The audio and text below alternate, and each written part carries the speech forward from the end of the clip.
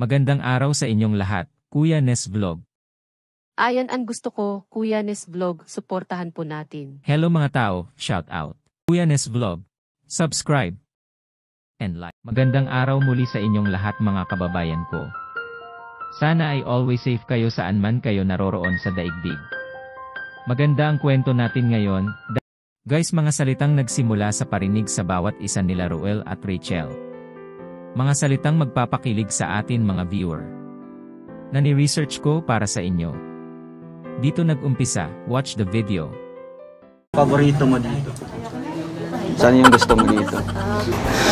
Wala. Mukhang wala dito yung paborito mo ah. Siguro, ako yung paborito mo. Roel promise ha. Dito lang ako sa tabi parati. Sagot naman ni Rachel. Oh, sumpa ko sa'yo. Pagdating ko ng 18 years old, pwede mo na akong ligawan. Kailangan pa bang itanong yun? Tanong muli si Roel kay Rachel. Lapit ka nang mag-18, di ba? Layo pa. Lapit na. Layo. Pero natatandaan ko pa yung sinabi mo doon sa mall. Ano nga? Yun sinabi ko, sabi ni Rachel. Excited ako kung ano yon. Hihihi. 15 pa lang ako, bakit? Di ba may sinabi ka doon sa mall? Sabi ko sa mall. Basta natandaan ko yun. Ano yun? Na Tanda mo pero di mo na alam. Ano yun? kung pwede ka nang pwede ka nang ligawan. Pag-18. Masdan nyo ang kanilang maningning na tinginan. Para bang nag-uusap ang kanilang mga damdamin na sila lang ang nakakaalam. Pinaplanuhan ko na mauwi ako sa amin. Kasi ilang months na din ako dito. Namimiss na din yung pamilya ko. Tsaka yung mga beneficiaries ko doon. Iwan mo ako?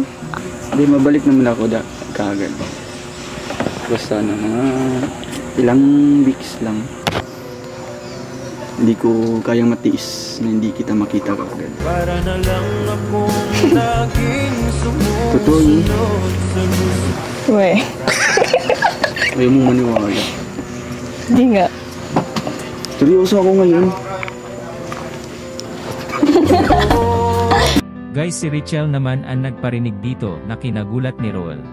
Ito ang video ni Rachel. Nakinilig lahat. Kasi Mas bagay tayo. Bakit ba ako'y laging ganito? Lagi akong di mo pinapansin. Para na lang akong Kikidilig. sino? Ba't nag-blush? Hindi. Blushing. Hindi. Bagay ba tayo? Hindi, tao.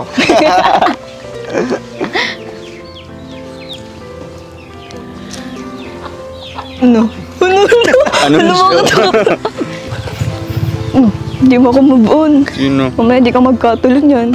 Madaming magagandang nangyari sa araw na ito para kay Rachel. Tara alamin po natin, maari na panoorin ang buong video. Maraming salamat po. Dito naman si Roel ang nagbigkas ng mga kataga na kinagulat ni Rachel. Ayusin mo yung paro mo. Ito, nagpaalam ka sa papa mo. I love you. Oo, wala mo. Sabi ko, uwi din Ito. ako. Yan. Yui.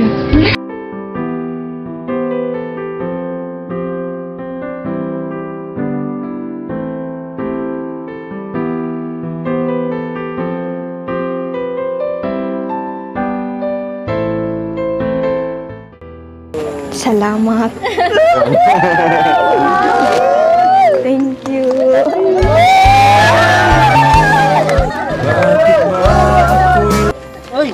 Pero di ibig sabihin ito, tabi kayong tutulog.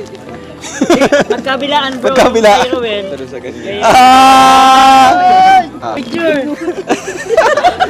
Grabe. Totally talagang Para pag nami-miss nyo isa't isa, tingnan nyo na lang yan, oh. Oh. Ayan, oh. Oh. Oh, di ba? bakit ba ako'y laging ganito? Lagi akong di mo pinapansin. Para na lang akong laging sumusunod sa gusto mo. Lagi kitang inaalala kahit di mo ako pansin. see, honey, my love, so sweet.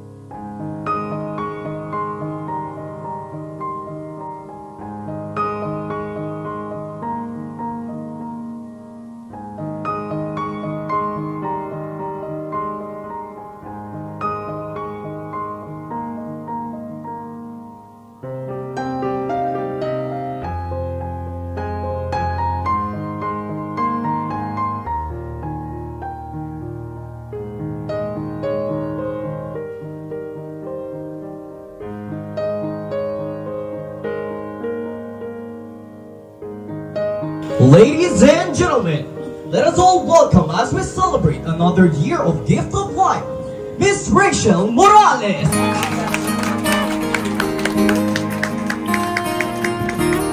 Beautiful girl.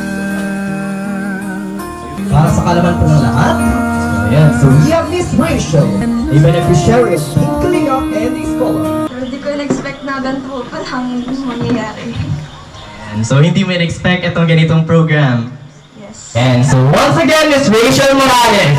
And so as we proceed to the program of this evening, so may we call on Brother Paas for an invocation or on an opening.